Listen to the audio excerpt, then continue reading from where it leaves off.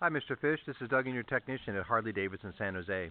I know you're a customer of our service advisor, Gilbert, and he said for us to go ahead and do the safety inspection today, which is December 31st on Saturday. Your technician, Kevin's here, and we wanted to go over a few of the things we found with you. I'm not sure the status of the bike, if it's been stored or whatnot, but do see some spider webs and a few things like that. So the battery is completely down and dead, so it won't start, as you probably know. But also Kevin's noticed, though, when you take off the fuel tank, it smells like varnish in here, like turpentine. So we're going to recommend, after the inspection is done, a complete fuel flush. Okay, let's get all that old stuff out, get some new fuel in. We'll clean the fuel lines and so on and so forth. And I've got Kevin here who's going to talk to you about a couple other things he's noticed. Well, one of the issues I found with the front end when I inspected the front is this tire has some sidewall cracks here. And when I racked it up, the tire was very low on air, so it's possibly just from being in storage. But I definitely recommend replacing this front tire. Okay. And then as I was inspecting the engine, I noticed on the front cylinder here that we have quite a bit of oil built up here, which would indicate a rocker cover leak. Okay.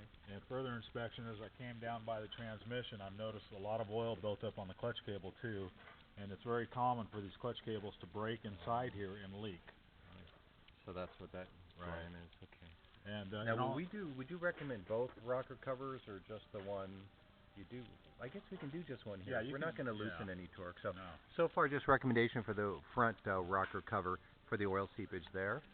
And there's quite a bit of. I've noticed a lot of oil on the shocks here, and so following down here, it looks like this transmission side door.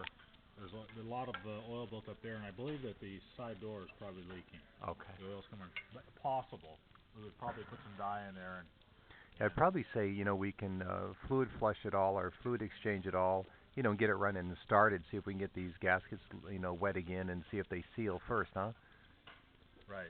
And then we have the same thing in the front end here. There's quite a bit of oil coming off these oil lines to the oil filter.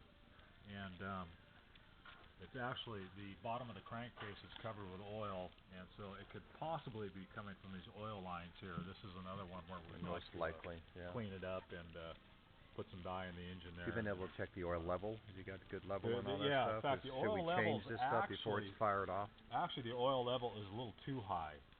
Okay, but it looks pretty clean. Yeah. So it looks like someone might have put some new fresh oil in this, or at least oil-wise, there's not much condensation in there. So we've probably got good enough oil for fire off and inspection, and so might be a tad overfilled. So we recommend fluid exchanges, engine, primary, and transmission. Transmission fluid level is good. Okay. On the primary side, it's a dry. What's dry that clutch. smell? I do smell that turpentine smell. It's from that fuel tank from having that cap off there. Oil smells okay, but the fuel, I can smell it from here. It smells really old. Okay. The other inspection of the rear end is fine. Wheels in good shape. I didn't notice any cracking on the sidewalls. Spokes are tight on the front and rear wheels. Brake rotors, brake pads are all good. The brake system in general is in good condition. Oh, that's good. You recommend a flush, or the fluid look okay? Brake fluid? I would recommend a flush. Okay. Probably recommend a brake fluid flush if it's been sitting around a long time. But the brake system itself, he says, looks good.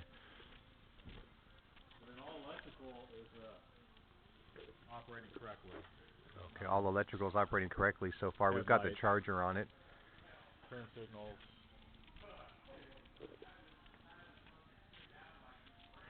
And the belt looks good and all. Pulley looks good. Brake lights function properly. Okay. Both hand and foot. Okay. All right, well, I'll give the customer a call regarding flushing the fuel system and all. Is that battery going to take a charge or going to need a new one? Do you know yet? It's about 12 volts, so it should take a charge. It'll take a little while, but it should take a charge. All right, well, we'll get that on the charger as part of the safety, no problem. I'd like to pull the plugs to see if they're fouled from that gas. Okay, yeah, good point. Okay.